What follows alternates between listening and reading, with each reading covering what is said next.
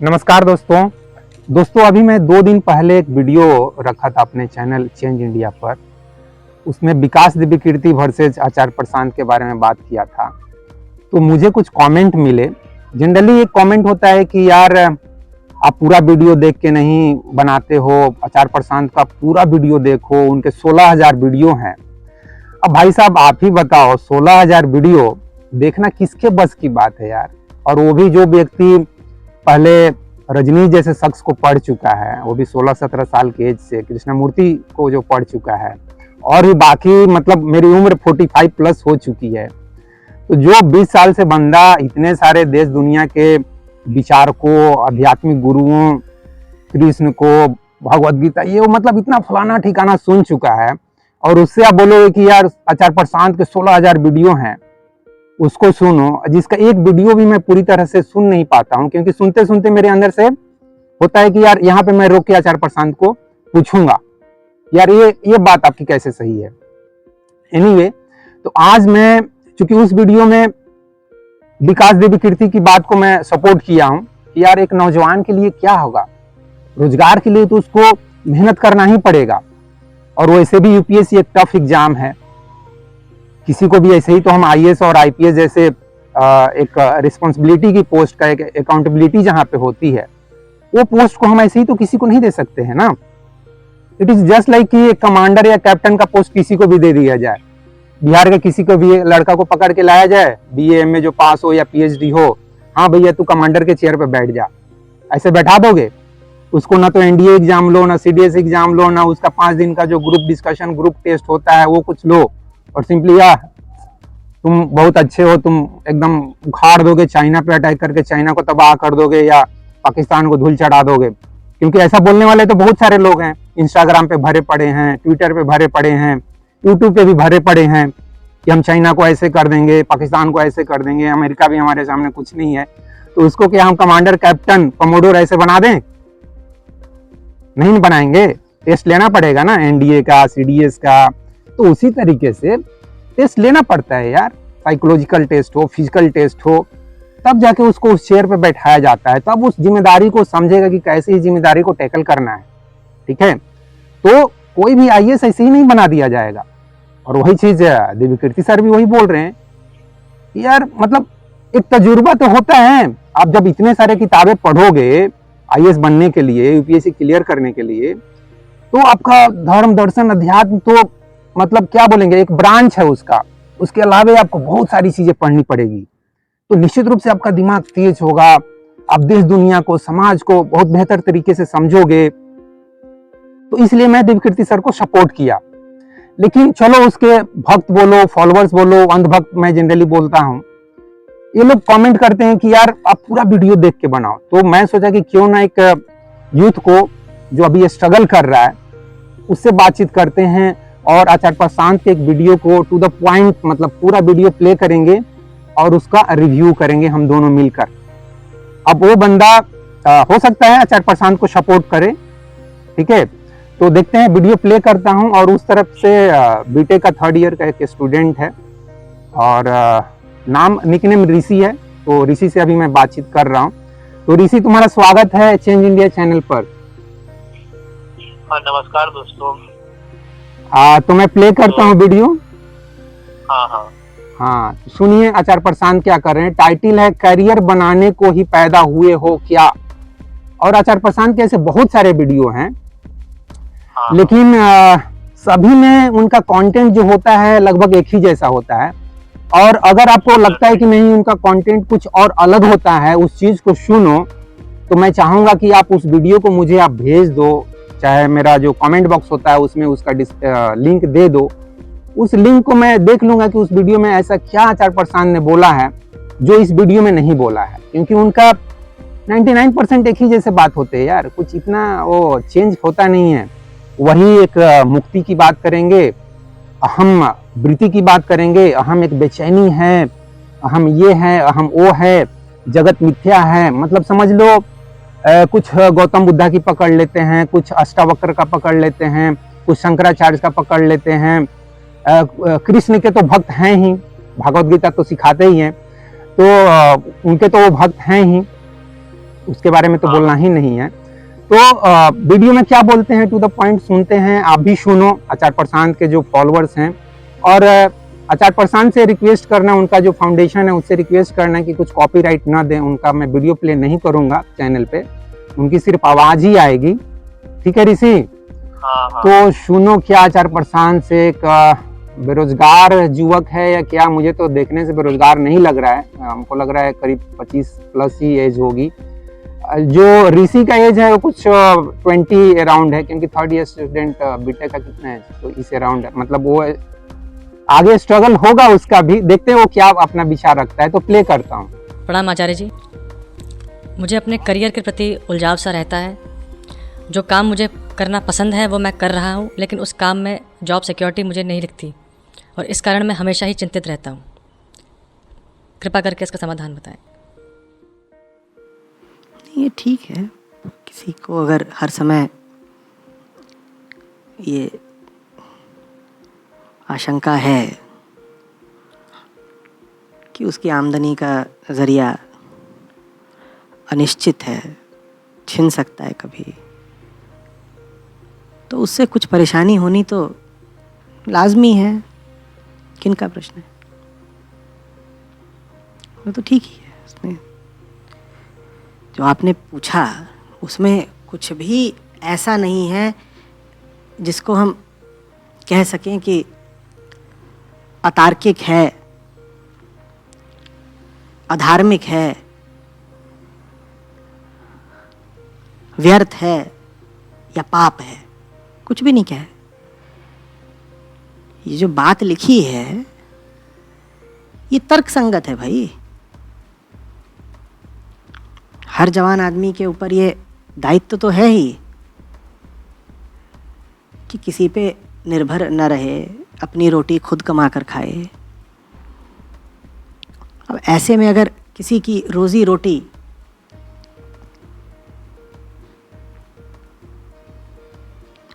बिल्कुल अनिश्चित चलती हो, सदा संदेह बना रहता हो कि कल मिलेगी कि नहीं मिलेगी, तो उसको इस बात की चिंता तो होनी ही चाहिए। ठीक है, सवाल यह है कि और चिंताएं नहीं है क्या? ये चिंता अपनी जगह बिल्कुल ठीक है,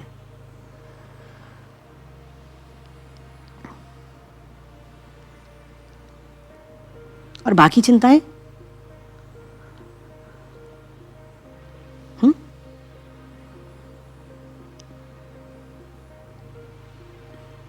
कि जैसे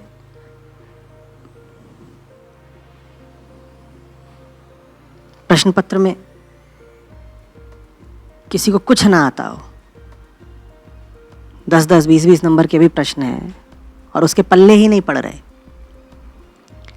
लेकिन वो रो किस बात पर रहा है कि 1 नंबर का एक प्रश्न है वो हल नहीं हो रहा, क्या करें?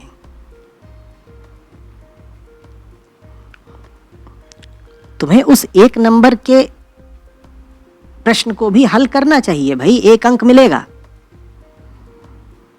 लेकिन वो जो 10 और 20-20 अंकों के प्रश्न हैं उनकी बात कौन करेगा? और कहीं ऐसा ना हो कि इस 1 अंक के प्रश्न में उलझ करके सारा समय तुम लगा दो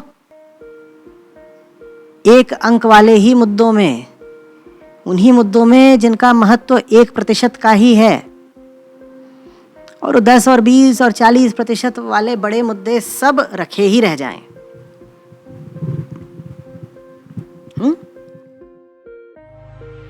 हाँ ऋषि, मैं यहाँ पे वीडियो को स्टॉप कर दिया।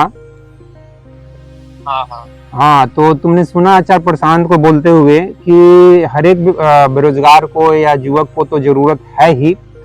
ये बात बिल्कुल सही है, इस बात से वो सहमत भी हैं। लेकिन उसके आगे, हाँ, इसके आगे उन्होंने एक सिचुएशन रखा कि तुम्हारे सामने 100 मार्क के प्रश्न पत्र दिए गए हैं और उस प्रश्न पत्र में तुमको सिर्फ एक प्रश्न पे ही ध्यान है, 1 मार्क का प्रश्न है वो। तो यहीं से वो डाइवर्ट करने लगे युवा पीढ़ी को। अब तुम कितने डाइवर्ट हुए पता नहीं, मैं अपनी बात करता हूं। मेरे लिए ये जो कैरियर की बात है, बेरोजगारी की बात है, गरीबी की बात है, जैसा कि मैं अपने हर एक वीडियो में मैं बोलता भी हूं लगभग, क्योंकि मेरे लिए चेंज इंडिया पर बात करने का मकसद यही है कि मैं गरीबी बेरोजगारी को सबसे पहले खत्म करना चाहता हूं। ठीक है, अशिक्षा भी मेरे टारगेट में है, लेकिन कोई व्यक्ति को अगर पढ़ने में ज्यादा रुचि नहीं है तो फिर भी मैं चाहूंगा कि उसको एक ग्रुप डी का काम दे दिया जाए। भाई थोड़ा सा एक दोस्ती के भाव से, एक करुणा के भाव से, है ना, क्यों किसी को गरीब रखना है। ठीक है, तो मेरे लिए मेरा जो बैकग्राउंड था, बैकग्राउंड पे डिपेंड करता है ऋषि, मेरे समझ से। अगर मेरा बैकग्राउंड है, पेरेंट्स बेरोजगार है, मतलब गरीब है, बेरोजगार है आपके पेरेंट्स, जबकि आचार्य प्रशांत के पेरेंट्स गरीब और बेरोजगार नहीं थे। इनका अगर बैकग्राउंड नहीं मालूम है तो मैं बता दूं कि इनके पिताजी जो हैं वो एक एडमिनिस्ट्रेटिव अधिकारी थे, प्रशासनिक अधिकारी थे, लेकिन ऑफिसर रैंक पे जॉब कर रहे थे। ठीक है, तो समझ लो कि एक, जैसे कि मैं मान लो कि एक अधिकारी हूँ, एक ऑफिसर हूँ, महीने की मेरी आज के टाइम पे 1-1.5 लाख सैलरी है, तो मेरे बेटे के लिए कोई बहुत ज्यादा मुश्किल नहीं होगा। वो गरीबी देखेगा भी नहीं कि गरीबी क्या होती है, बेरोजगारी क्या चीज है उसको मालूम ही नहीं, वैसे भी उसको मालूम नहीं पड़ा है। अभी 3 महीने के लिए घर पे बैठा था, जैसा कि तेरे को बताया था मैं कि कैंपस सिलेक्शन तो हो गया है, लेकिन प्लेसमेंट कंपनी में अभी बुलाया नहीं है। तो 3 महीने में ही वो परेशान हो गया कि पापा मैं क्या करूं। ठीक है, तो यार एक IITian की भी हालत इतनी खराब है, तो उसके लिए वो एक माँ का क्वेश्चन कहना कितना जस्टिफाइड है। मेरे लिए तो बिल्कुल जस्टिफाइड है। मेरे लिए वो 1 मार्क का क्वेश्चन आचार्य प्रशांत के लिए हो सकता है, मेरे लिए वो क्वेश्चन 100 मार्क का था। भाई मैं अगर IIT में फेल होने के बाद जब बैंक, रेलवे या और भी जो भी जॉब के लिए एग्जाम देता था, तो मैं तो यही सोचता था कि यार मैं 100 में 100 नंबर लाऊं और मेरे को एक जॉब मिल जाए। लेकिन होता तो था नहीं, क्योंकि 4-5 साल मेरे को स्ट्रगल करने पड़े, तब जाके एक प्राइवेट नौकरी मिली। वो भी जॉब मेरे को पसंद नहीं आया। फायर फाइटिंग, 3 शिफ्ट की ड्यूटी, हाथ पैर जल रहे हैं, टूट रहे हैं, लंगड़ा के चल रहे हैं। ठीक है, क्योंकि प्राइवेट जॉब था, उस वाल कंपनी, हर एक दिन आग लग रहा था, हर एक शिफ्ट में आग लगती थी, धुआं, धूल, धक्कड़। हेल्थ की तो कोई चिंता ही नहीं करनी है भाई, पैसे कमाने हैं, वो भी 12 घंटा का ड्यूटी। तो वो कैसे उस जॉब में मैं सरवाइव करूं, कैसे उस जॉब में रहूं, तो फिर तैयारी करते रहा कि कहीं ना कहीं और जुगाड़ लग जाए, क्योंकि एक सीमा के बाद तो एज भी एक्सपायर कर जाता है ना। एज एक्सपायर होता है, आपका जो एक मोमेंटम है, एक जो क्या बोलेगे उसको, एक होता है ना फाइटिंग स्पिरिट, तो फाइटिंग स्पिरिट भी तो धीरे धीरे खत्म हो जाता है। एक 30 के बाद आदमी सोचता है यार चलो जो मिला सब इसी में आप जिंदगी गुजारा करो, है ना। सबका वही हाल लगभग वही होता है। वही लोगों की भीड़ तो हमारे देश में 100 करोड़ की भीड़ जुटा लिया है ना। हमारे देश में 100 करोड़ गरीब और बेरोजगार हैं, 85 करोड़ राशन पानी पे जी रहे हैं। ये कौन सी भीड़ है? ये वही भीड़ है जो हर एक साल लगभग 95 लाख, हर एक साल 100 करोड़ बच्चे, हर एक साल 1 करोड़ बच्चे पैदा होते हैं इंडिया में, और पिछले 75 साल में वही स्पीड है, लगभग 1 करोड़ पर ईयर। तभी ये 35 करोड़ 150 करोड़ बन गया है। ठीक है, तो मेरे लिए या हमारे देश के 100 करोड़ गरीब और बेरोजगारों के लिए, 100 करोड़ से ज्यादा ही मैं समझ रहा हूं, तुम बताओगे कितने? मैं तो समझता हूं कि 125 करोड़ तक लोग गरीब और बेरोजगार हैं। हाँ, मतलब हम इतना जानते हैं कि जब देश हमारा आजाद हुआ था 1947 में, तो पॉपुलेशन करीब 35 करोड़ ही था। और 1960 और 1960 से लेकर 1990 के बीच में, 30 साल के बीच में जो इंडिया का पॉपुलेशन है वो करीब 3 टाइम से ज्यादा हो गया, क्योंकि 1990 तक करीब 100 करोड़ के आसपास आबादी पहुंच ही गया था। ठीक है, तो एवरेज स्पीड 100 को 1 करोड़ तो पकड़ रहे हो ना। 1 करोड़ से ज्यादा ही होगा। 75 साल में 100 से ज्यादा हमारा पॉपुलेशन बढ़ा है, 100 करोड़ से ज्यादा बढ़ गया है। ठीक है, 2 करोड़ प्लस इन दिनों में, लेकिन अभी 1 करोड़ बढ़ रहा है। हाँ, अभी मैं मानता हूँ भाई, ऋषि अभी तो ऐसा सिचुएशन है जैसे कि ऊंट आया पहाड़ के नीचे, कहावत है ना। तो अब तो हमारा हालत मतलब इतनी खराब हो चुकी है। 85 करोड़ लोगों को राशन पानी देना, क्या समझते हो ये कोई अच्छी बात है क्या? वर्ल्ड का कोई भी कंट्री बताओ जिसमें आधे से ज्यादा लोग राशन पानी पे जी रहे हैं। चाइना में जी रहे हैं क्या इतने? मतलब ये सब स्टेटमेंट थोड़ा कंट्रोवर्शियल टाइप हो जाएगा। आप मतलब जैसे देखते हैं कि जैसे रशिया ही एक कंट्री है, मान लेते हैं। और अगर आप रशिया का पॉपुलेशन चेक करिएगा तो वहाँ बस मात्र 14 करोड़ ही है, 14 करोड़। हाँ। बस 14 करोड़। और इंडिया का अगर एरिया वाइज देखा जाए, रशिया का एरिया वाइज देखा जाए तो इंडिया का वो इंडिया करीब तो 3 टाइम्स होगा। हाँ। रशिया 3 टाइम्स होगा इंडिया के एरिया वाइज कंपेरिजन में। हाँ। और वहाँ पॉपुलेशन करीब 14 करोड़ के आसपास। तो वो लोग कुछ तो ऐसा सोच रहे हैं कि जो भी मतलब, हाँ, तो इंडिया की हालत तो बहुत ही दयनीय हो चुकी है ना, बहुत ही बुरा हो चुका है ना। तो इंडिया के 100 करोड़ लोगों के लिए, चाहे इससे भी ज्यादा लोगों के लिए, आचार्य प्रशांत जो बोल रहे हैं कि वो 1 नंबर का क्वेश्चन है, 99 नंबर का क्वेश्चन कोई और है। वो क्वेश्चन क्या है कि तुम्हारी जो आत्मा है, नहीं, शरीर में आत्मा नहीं होती है इनके हिसाब से। शरीर में तुम्हारा सिर्फ अहम है, तुम्हारा अहंकार है, तुम्हारा बेचैनी है, तुम्हारा भ्रम है, मिथ्या है, ये जगत मिथ्या है, माया मोह है। ठीक है, तो सत्य को समझो, सत्य को जानो, ये इनका रहता है पूरा। अध्यात्म का वही फंडा रहता है इनका।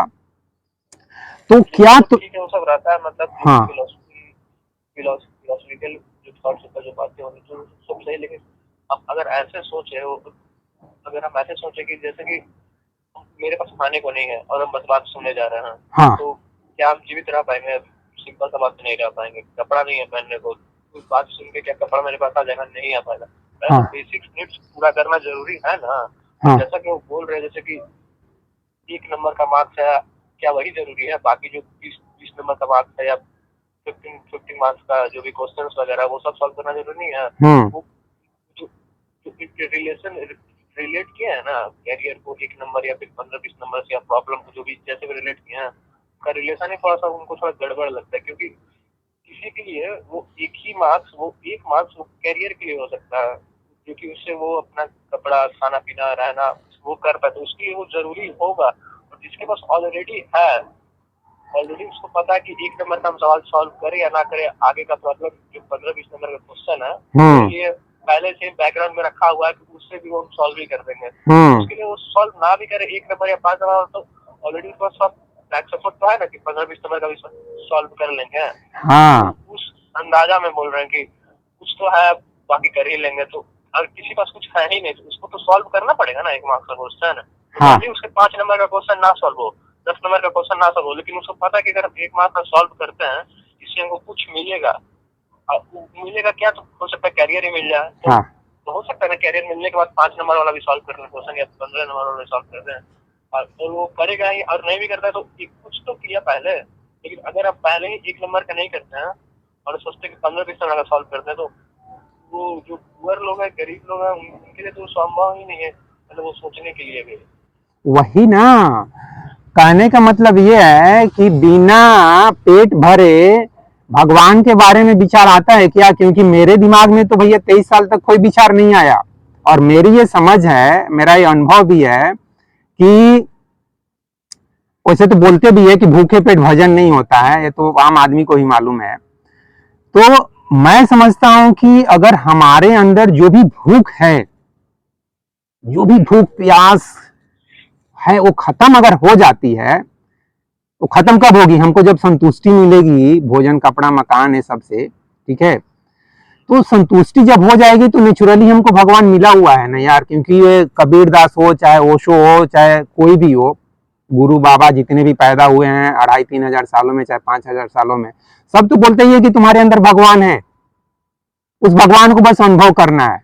तो अभी तुमको भूख ही अनुभव हो रहा है, प्यास अनुभव हो रहा है, थोड़ा ढंग का कपड़ा पहनने के लिए इच्छा हो रहा है, जैसे कि मैं अभी पहन के बैठा हूं। चाहे अच्छा प्रशांत को देखो ना भाई, अभी शूट बूट में इतना अच्छा कपड़ा पहनते हैं, हमेशा कोट, हाँ, पैकेट में ऐसा देखते हो, हमको हर एक वीडियो में ये इनका नया नया कोड दिखाई देता है। और कार में चलते हैं, आगे पीछे बॉडीगार्ड बाउंसर ये सब लेके चलते हैं, हजारों लाखों इनके सिक्योरिटी पे ही खर्च होता होगा। तो मैं तो चाहूंगा कि यार उस लेवल का लाइफ तो शायद आईएएस भी बनते तो नहीं मिलता, जो लाइफ जो स्टैंडर्ड जी रहे हैं, ठीक है। तो यार दूसरे को ये कहना कि यार ये तुम्हारा जो बेरोजगारी की समस्या है, तुमको अपना खाने पीने का जो समस्या है, वो सिर्फ एक नंबर का सवाल है, ये कितना जस्टिफाइड है? मतलब ये देखो, रजनीश भी ऐसे ही बाकी बातें करके लोगों को बेवकूफ बनाता था। मैं रजनीश का भी मैं अंधभक्त नहीं हूँ, अंधभक्त तो मैं भगवान का भी नहीं हूँ, ठीक है। और वैसे भी मैं भगवान समझता हूँ कि अभी तक इस धरती पे पैदा नहीं हुआ है, मेरे लिए कम से कम। मैं उस व्यक्ति को भगवान समझूंगा जो व्यक्ति इस धरती पे पैदा होके इस धरती से जो भी ये समस्या की मैं बात करता हूँ, गरीबी, बेरोजगारी, अशिक्षा, अंधविश्वास, अन्याय, हिंसा, ये सब जो भी खत्म कर पाएगा उसी को मैं भगवान समझूंगा। तो वो भगवान अभी तक इस धरती पे पैदा नहीं हुआ है। ना तो गौतम बुद्ध खत्म कर पाए थे, ना कृष्ण खत्म कर पाए थे, और बाकी उसके बाद जितने भी लोग पैदा हुए हैं किसी ने खत्म नहीं कर पाया है, ठीक है। बातें बहुत किया है सभी ने, जैसे आचार्य प्रशांत बोलते हैं, इनके अंधभक्त तो इनको भगवान ही बना के बैठा हुआ है। लेकिन मेरे नजर में इस धरती पे अभी तक भगवान पैदा ही नहीं हुआ है। जिसको भी बुरा मानना है मान ले, मैं क्या कर सकता हूँ। मैं हिंदू, मुस्लिम, सिख, ईसाई, जैन, बौद्ध और जितने भी धर्म है, बाकी हजारों, मेरे को मालूम भी नहीं कितने धर्म है, जितने भी धर्म हैं उन सभी के मैं गुरु और भगवान को बोल रहा हूं कि उनको मैं भगवान के रूप में कंसीडर नहीं करता हूं। मैं भगवान उसी को कंसीडर करूंगा जो इस धरती से इन समस्याओं को दूर कर दे।